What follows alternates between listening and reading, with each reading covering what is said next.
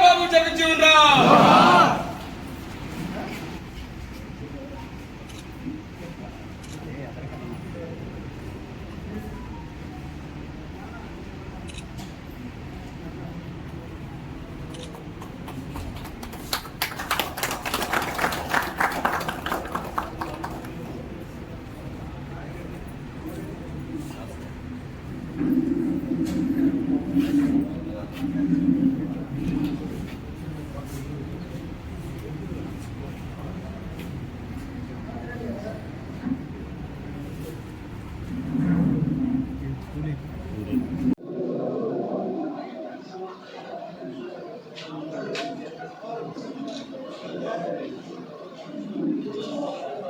జోహార్ బాబు జగజ్జీవన్ రామ్.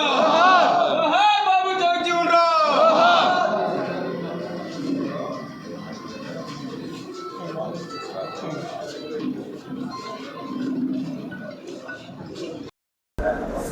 మంగళగిరి నియోజకవర్గ వైఎస్ఆర్ కాంగ్రెస్ పార్టీ ఆఫీసులో బాబు జగజ్జీవన్ రావు గారి జయంతి సందర్భంగా ఆయనకి నివాళులర్పించే కార్యక్రమాన్ని ఏర్పాటు చేశాం.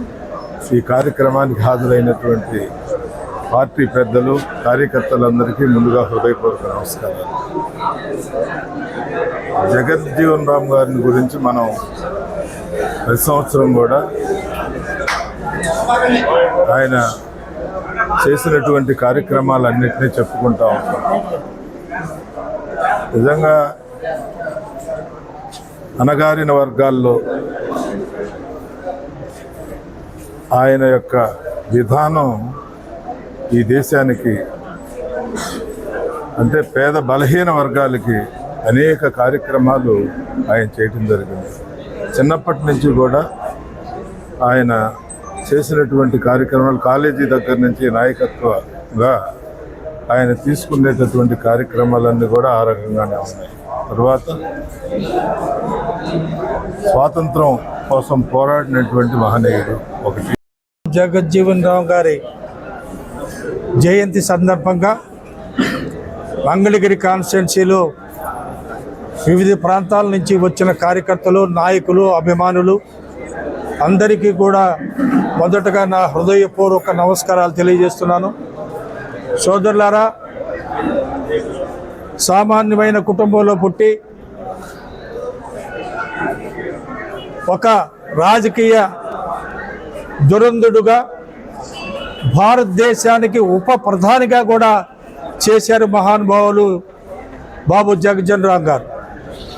ఆ టైంలో పేద బడుగు బలహీన వర్గాల వాళ్ళకి దన్నుగా ఉంటూ ఆ రోజులో పార్లమెంట్లో కూడా చాలా ప్రముఖమైన స్థానాన్ని ఆయన అవలంబించడం జరిగింది. వారు చేసిన సేవలు బడుగు బలహీన వర్గాల వాళ్ళకి, అట్లాగే స్వాతంత్రోద్యమంలో కూడా వాళ్ళందరికీ కూడా ఉపయోగకరంగా అందరి వెంట ఉండి స్వాతంత్రోద్యమాన్ని నడిపించిన మహానుభావుడు. అలాంటి మహానుభావుడి జయంతిని మనం అందరం ఇక్కడ జరుపుకోవటం మనకందరికి కూడా ఒక విధంగా అదృష్టంగా నేను భావిస్తున్నాం. ఎందుకంటే భారతదేశానికి స్వాతంత్రం కోసం పోరాడిన యోధుల్లో బాబు జగజ్జీవన్ రామ్ గారు కూడా ఒకళ్ళు. ఉప ప్రధాని అనే పదవి బాబు జగజ్జీవన్ రామ్ గారితోనే ప్రారంభమైంది. ఆ విధమైన మంచి ప్రయారిటీతో ఆయన భారతదేశానికి సేవలు అందించారు.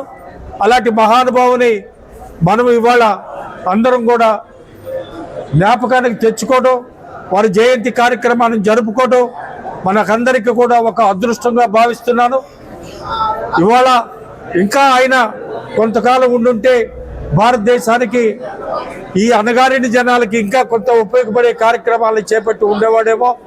ఏదేమైనా ఆ మహానుభావుడి జయంతి సందర్భంగా ఆయనకి నివాళులు అర్పిస్తూ ఇక్కడికి హాజరైన మన కార్యకర్తలందరికీ కూడా హృదయపూర్వక ధన్యవాదాలు తెలుపుతున్నాను.